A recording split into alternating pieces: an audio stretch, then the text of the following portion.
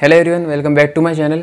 और सबकी आंसर की जैसे कि सीजीएल की आंसर की आ चुकी है और काफ़ी बच्चे टेलीग्राम पे भी और कमेंट्स में भी पूछ रहे थे कि आपका क्या स्कोर रहा। और 2 दिन से मेरा बिल्कुल भी मूड नहीं था वीडियो बनाने का या फिर कुछ भी किसी को जवाब देने का, क्योंकि कोई ज़्यादा अच्छा स्कोर मेरा रहा नहीं है और मैं काफ़ी डिमोटिवेट था उस स्कोर से। बट अब मेरा जैसे सीपीयू का फिज़िकल है तो मैं इसलिए उससे इफ़ेक्ट नहीं होना चाहता और मैंने अपनी फ़िज़िकल की तैयारी अपनी कंटिन्यू रखना चाहता हूँ और उसको जो भी हुआ सीजीएल में उसको छोड़ दिया। बाकी मेरे कितने नंबर बने वो मैं आपको एक बार बता देता हूँ। मेरी वैसे तो शिफ्ट 19 की पहली शिफ्ट थी और जो कि हार्डेस्ट में काउंट है और उसमें नॉर्मलाइजेशन भी 10, 12, 15 नंबर शायद मिले, जितने का मिलेगा। बट नॉर्मलाइजेशन के भरोसे नहीं बैठ सकता मैं। बाकी अभी आरबी सर की जो कट ऑफ वीडियो आएगी, अगर उसके अकॉर्डिंग मेरे नंबर 5 जैसे ±5 भी सर बताते हैं, अगर -5 में भी अगर मेरी आती है रेंज तो मैं एकदम अच्छे लेवल वाली मेंस की तैयारी स्टार्ट कर दूंगा। बट मैं 2 दिन का टाइम वेस्ट तो करने वाला हूँ इस चक्कर में कि सर की कट ऑफ आ जाए। टाइम वेस्ट नहीं, एमटीएस के लिए मैं पढ़ूंगा, बट अभी सीजीएल के लिए मैं मेन फोकस नहीं कर पाऊंगा जब तक कि मेरे को कंफर्म नहीं हो जाए कि हाँ कुछ चांसेस, लिटिल बिट चांसेस भी हैं, 0.1 चांसेस भी अगर लगेगी मेरे को तो मैं तैयारी स्टार्ट करूँगा। ठीक है, मैं आपको स्कोर बता देता हूँ मेरा कितना बना है। रीजनिंग पे मैंने 25 करे थे, जिसमें 21 गलत हो गए, सॉरी 21 सही है और 4 गलत हैं, 40 स्कोर है। वो कहते हैं ना, जब गरीबी में आटा गीला तो फिर हर जगह से ही बैंड बजती है। रीजनिंग में मेरे अभी CHSL वाले में 50 में से 50 थे और CPO वाले में मेरे 50 क्वेश्चन में से मैंने 48 करे थे और एक गलत था, तो उसमें 47.75 थे और इसमें सिर्फ 40 रह गए। अगर इसमें भी अगर 5 नंबर और बढ़ जाते तो और अच्छा स्कोर हो जाता। फिर आते हैं जीके जिसकी वजह से मेरा सारा मूड ख़राब, जिससे मेरा पूरा नंबर ख़राब और जिससे सारे इशू मेरा क्रिएट हुआ है। और ओवरऑल नंबर पे मैंने एक तो अटैम्प्ट ज़्यादा कर दिए, क्योंकि देखो जब हार्ड शिफ्ट आती है तो फिर आपको ऐसा लगता है कि उस टाइम पे पता नहीं चलता कि हमारी शिफ्ट हार्ड होने वाली है, आगे चल के फिर कैसे होगी।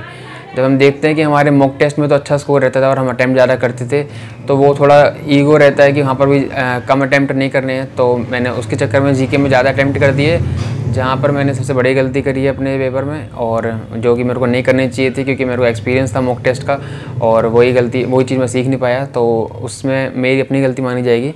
और मेरे 21 करे थे और इसमें से सिर्फ 5 सही हुए थे और 16 गलत हुए, तो मेरा स्कोर कितना बना देख लो। बताने लायक है नहीं, इसलिए बता नहीं रहा मैं।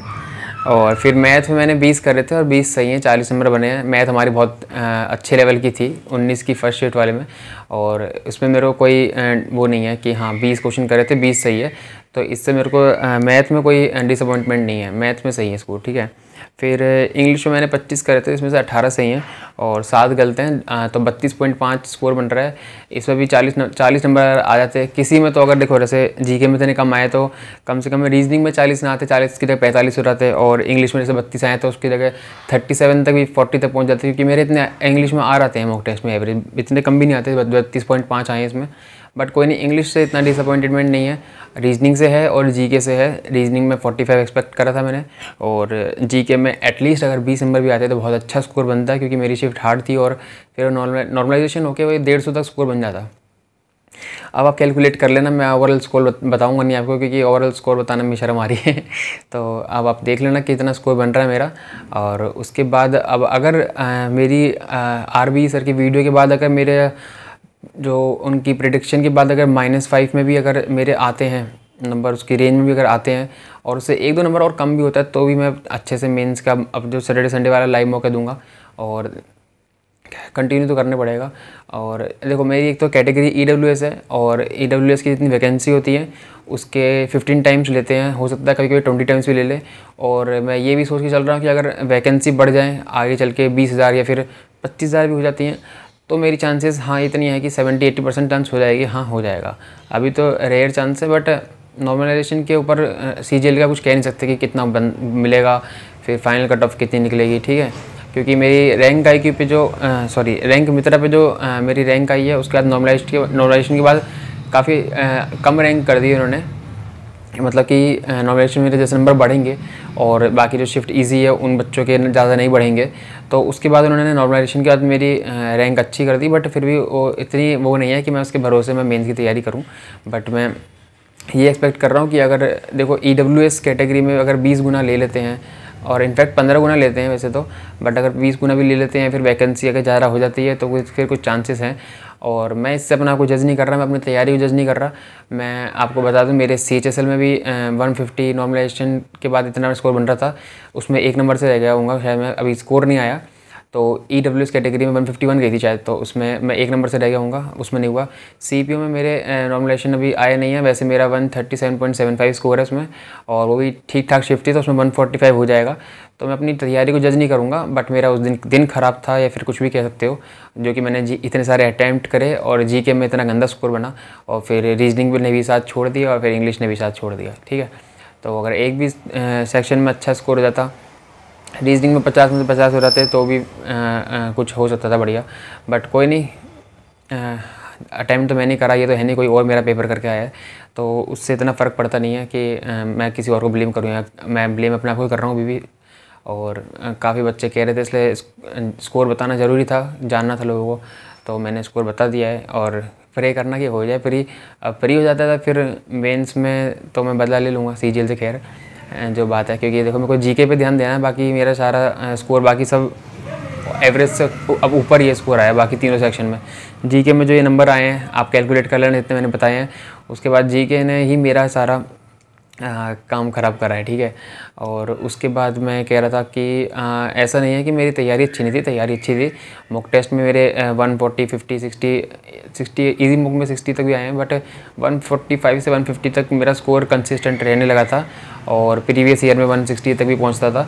बट वही है कि मैंने वहाँ पर GK में थोड़ा सा झोलम झाल कर दिया, उससे मेरा स्कोर काफ़ी कम रह गया।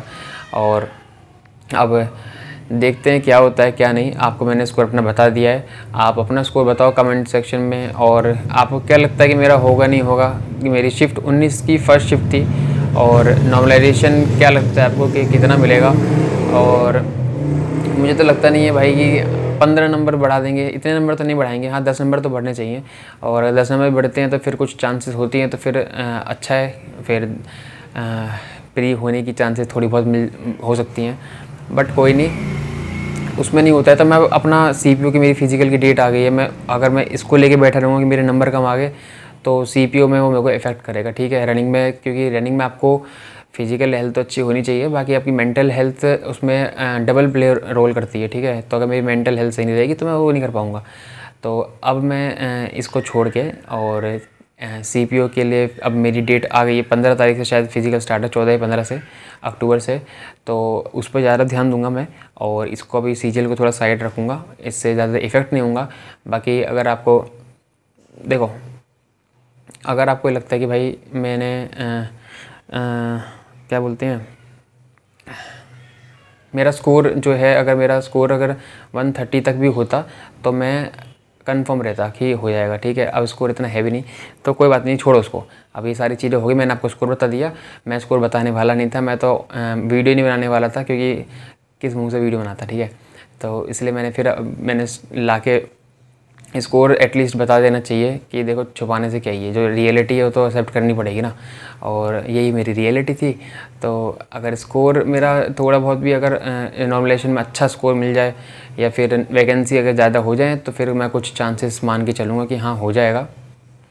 बाकी गॉड नोज़। ठीक है, 0.1 पॉसिबिलिटी तो हर चीज़ में रहती है, 0.1%। ठीक है, और हम अगर उम्मीद लेके चलेंगे तभी कुछ हो सकता है, नहीं तो अगर अभी से उम्मीद हार दूँगा तो फिर वो CPO में मैं नहीं चाहता कि मेरा CPO बिगड़ जाए, इस वजह से फिजिकल बिगड़ जाए, क्योंकि वो देखो जॉब ऐसी है, वो मेरे हाथ में है जॉब। ठीक है, मेरे को मेंस में उसमें कुछ भी स्कोर बहुत नॉर्मल भी स्कोर करूँगा तो मुझे कोई ना कोई पोस्ट आराम से मिल जाएगी। बट अगर फिजिकली इसकी वजह से इफेक्ट हो गया, तो फिजिकल नहीं हो पाएगा, तो फिर दोनों चीज़ हिट करेंगे एक साथ, तो वो चीज़ मेरे लिए फिर थोड़ी गड़बड़ हो जाएगी। इसीलिए मैं इतना इफ़ेक्ट हो नहीं रहा हूँ CGL से। एक दिन हुआ, जिस दिन आंसर की आई, उसके बाद मैंने फिर अपना माइंडसेट बनाया और अपना CPO का अपना आराम से फिर फिज़िकल की स्टार्ट कर दी। ठीक है, आज तो मैंने लॉन्ग जंप करी थी और फर्स्ट टाइम में आ गई थी, तो उससे मेरे को एक पॉजिटिव साइड मिली कि मेरा CPO है मेरे हाथ में। ठीक है, CPO की पोस्ट भी 1-2 हैं, CISF है वगैरह, तो वो अच्छी पोस्ट है, अगर वो मिल जाती है तो वो भी बेटर है, ठीक है। ज़रूरी नहीं है कि CGL की सारी पोस्ट अच्छी हैं, CPO की पोस्ट अच्छी है। CGL की अगर आपको साउथ में पोस्टिंग मिल जाए तो फिर CGL निकालना बेकार है। और नॉर्थ का बच्चा साउथ में इतनी जल्दी वो होता नहीं है, यूज़ टू नहीं होता उसका, तो इसलिए मेरे को CPO भी ठीक लगती है। अगर आपकी 2-3 पोस्ट हैं जिसमें दिल्ली पुलिस, CISF या फिर BSF भी सही लगती है। बट मेरा एक दोस्त था BSF में, तो कह रहा था भाई कि यहाँ कुछ और कंडीशन है, तो मैंने फिर इसलिए मेरा उसने थोड़ा सा डिमोटिवेट कर दिया BSF के लिए। बट मेरा BSF में चल जाएगा कि यहाँ अगर मैं BSF में होता है तो हो जाएगा, ठीक है, कर लूँगा ज्वाइन। सब इंस्पेक्टर तो देखो ये तो है नहीं, कांस्टेबल की पोस्ट है, सब इंस्पेक्टर की पोस्ट है, तो फिर वो तो ऑब्वियस सी बात है कि अच्छी पोस्ट है, अच्छी ग्रेड पे है। बाकी CRPF में ज्वाइन नहीं करूँगा, ITBP ज्वाइन नहीं करूँगा, और 3rd SSB ज्वाइन नहीं करूँगा अगर होता है उसमें। बस CISF और BSF और आपका दिल्ली पुलिस, बस इसमें अगर होता है तो मैं ज्वाइन करूँगा। तो ओवरऑल ये निचोड़ था पूरी वीडियो का, यही है निचोड़ कि अगर पॉसिबिलिटी रही तो हो जाएगा, नहीं भी होता है तो कोई बात नहीं, एक पोस्ट मेरे हाथ में है, नेक्स्ट ईयर धुआं उठा देंगे, ठीक है।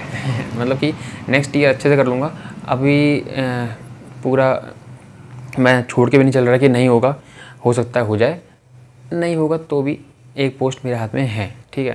तो ये था पूरी वीडियो का निचोड़, और आप कमेंट में बोल सकते हो कुछ भी, फ़िलहाल तो मैं क्या ही बोलूँ। अपना स्कोर बताना आप कितना आपका स्कोर रहा, बाकी RB सर की कट ऑफ आने दो, उसके बाद पता लगेगा, ठीक है। Thank you so much for watching my video, bye.